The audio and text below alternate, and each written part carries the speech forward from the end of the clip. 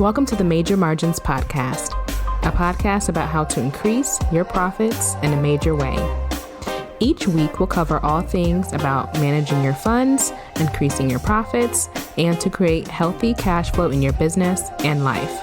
We'll have your favorite entrepreneurs talk about how they transform their money and business for the better. And I'm your host, Ayana Vaughn.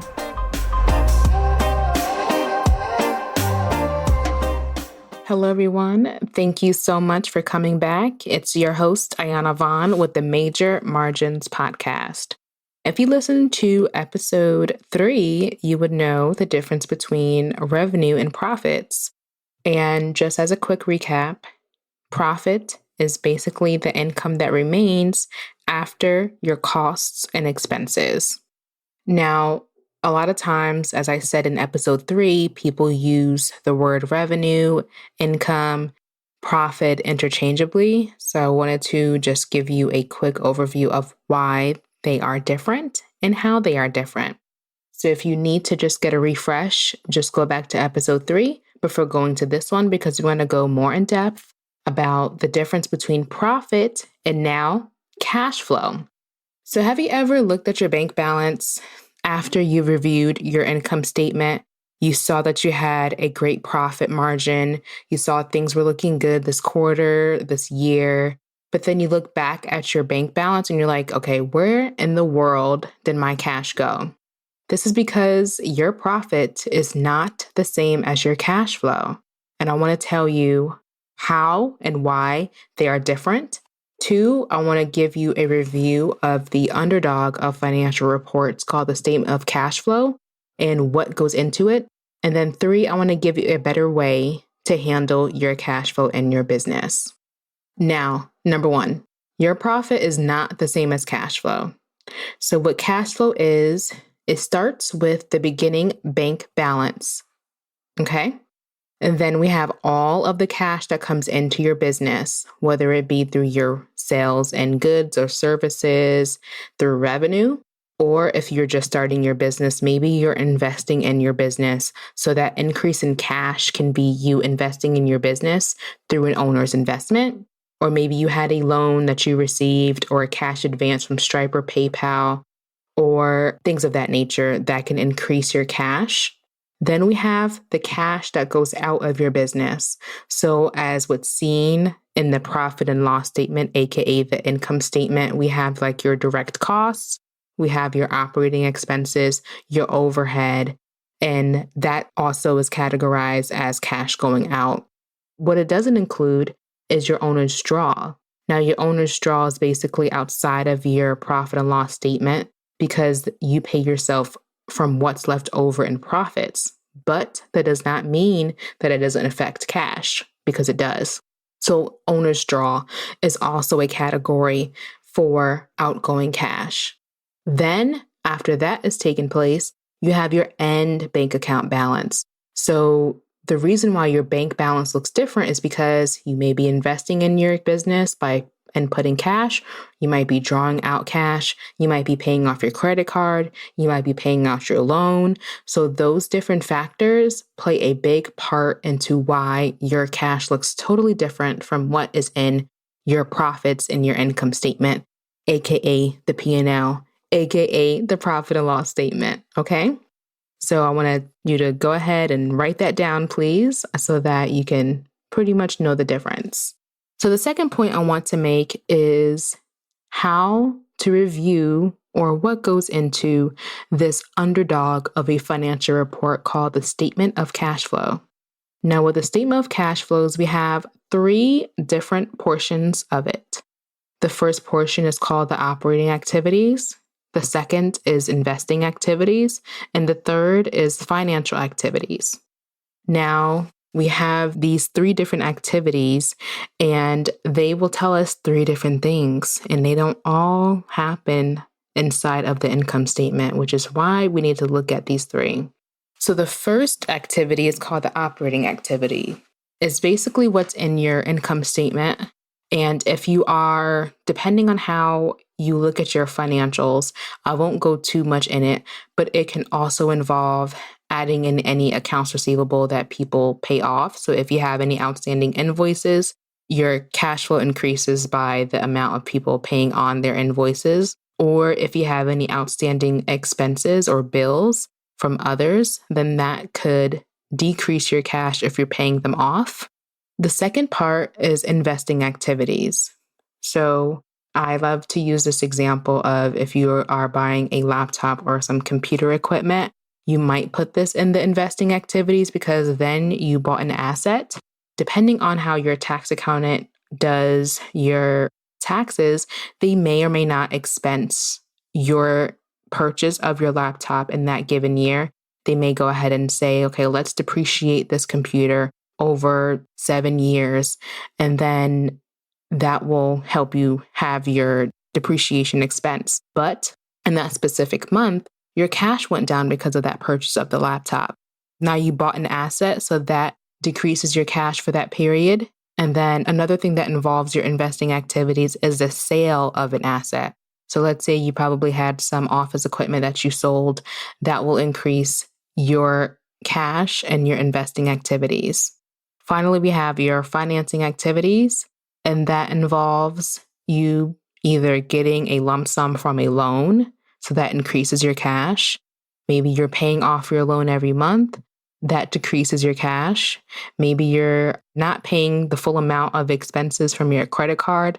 That can save you some cash. Or maybe you're paying a lump sum of cash on your credit card. That decreases your cash. Then finally, if you are investing in your business from your personal account, that will increase your financing activities. Whereas if you were to pay your owner's draw, that will decrease your cash, and that is also found in the financing activity section of the statement of cash flows. After we have these different activities, we go into the net cash change. So what I tell my clients is, we always, usually on average, love to see you spend less cash than what is coming in. Of course, if there is a month or quarter where you're doing larger investments, maybe you're getting new team members, but you already saved the cash, then your net cash change can be less. All the cash that comes in minus all the cash that comes out, if there's still a positive number, then that means you have a positive net cash change. If it's a negative, that means you've spent more in cash than what came in cash in that period. Then finally, we have the beginning balance of your bank account and versus the ending balance of your bank account. Now, the ending minus the beginning should equal the same as your net cash change. When I work with clients, we go over the 3 financial reports, but I like to drill down in cash because up until working with us, they weren't necessarily clear about where the cash went in their business. So I love to drill down on this report and also give them a visual so that they know exactly where their cash has been throughout that month, quarter, or year to date. Now, we just got through point 1, which was why profit is different than cash flow. Point 2 was the review of the statement of cash flows. Now that can be found in your accounting software. If you have a bookkeeper or accountant on your team and you're wanting to know exactly why cash is changing, ask them to create that report for you and help you understand it. And if you don't have a bookkeeper or accountant on your team, we are definitely accepting clients. So definitely go to our link and book a discovery call at lovelyfinancials.com/discovery and see how we can help you in your business. We help people when they've already reached their 6-figure mark in their business. So we do monthly services, but we also do one-off services with something called the Profit Planning Intensive. And that's where we help educate you on these different financial reports, as well as create a cash flow forecast so that we can just map out your goals based on your actuals so that we can say, okay, what is realistic for your business going forward? How can you reach these goals? What would you have to do? So that would be a 4-week intensive. And then something that's new is something called Money School Weekend. And we go over these concepts in depth so that you understand the baseline of how to understand the basics of accounting, 1, 2, how to read your financial reports, and then 3, how to do your bookkeeping on your own until you're ready to have someone on your team to do it. Now, I am a huge believer in doing your own finances within your first six figures because that helps you be intimate with your numbers. Because one, you're trying different offers to see what sticks. Two, I'm just assuming that a lot of people who just begin, they don't necessarily have a lot of transactions. But if that is against your ministry, I definitely have something for you. I suggest if you are not wanting to do your own bookkeeping, even if you are just beginning, bench.co is a pretty solid bookkeeping solution and really affordable for those who are just starting. Just to get those resources out before we get into a better way to handle cash flow, which is the third point for today. So, how do you handle your cash flow better as an entrepreneur? A lot of times people get anxiety with their numbers and what's in their bank account is because they don't have a name for the money that they have. You see a lump sum in your one bank account and you're like, okay, what in the world do I need to do with it? How much do I need to save for taxes? How much should I even be spending in my business? When should I be paying myself? What should I be saving for emergencies in my business? A great way to start, in my opinion, is reading a book called Profit First by Mike Michalowicz. So Profit First helps you allocate your money in different ways so that you can avoid the overwhelm with one bank account. So he has a mantra of saying, okay, instead of having one large plate, let's just have 5 small plates. Now, the pro of this is you gain control of your numbers. But one thing that can be overwhelming is going from one account to 5 accounts. And I don't necessarily want you to get overwhelmed, but definitely read the book so that you can just gain some control over your finances and your cash flow in your business, because I want you to be able to know exactly what you want to do in your business with your money. And also, I need you to be able to tell your money what to do. As like a quick overview of Profit First, there are 5 different accounts that you have. And the first one is your income account. Your income account is basically what you get in your PayPal, your Stripe, any checks from clients. If you have a corporate consulting gig, all of those checks that come in, basically all the income. The second account is your tax account. So 15% of your revenue off the bat goes straight into your tax account so that you can pay on quarterly taxes, or when you file, you have a lump sum ready to go. The third account is your owner's compensation account. That's pretty much you paying yourself and your business. Now, this may fluctuate at first, but if you put over 50% of your revenue, then you know that you are going to pay yourself every single month and it's non-negotiable. The fourth account is the profit account.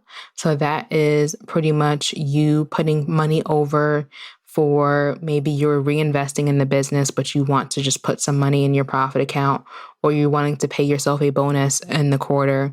That's what I think of with the profit account. And then finally, we have the operating account. Now that is the 30% that was remaining. And that is for you to say, okay, I'm only spending 30% of the revenue that's coming in so that you can be sure that you're not overspending. But I want to put an asterisk behind that because a lot of times there's different nuances with businesses. You might have some direct costs, you might have some contractors, you may have things that are set up where it's not as cut and dry as these different accounts.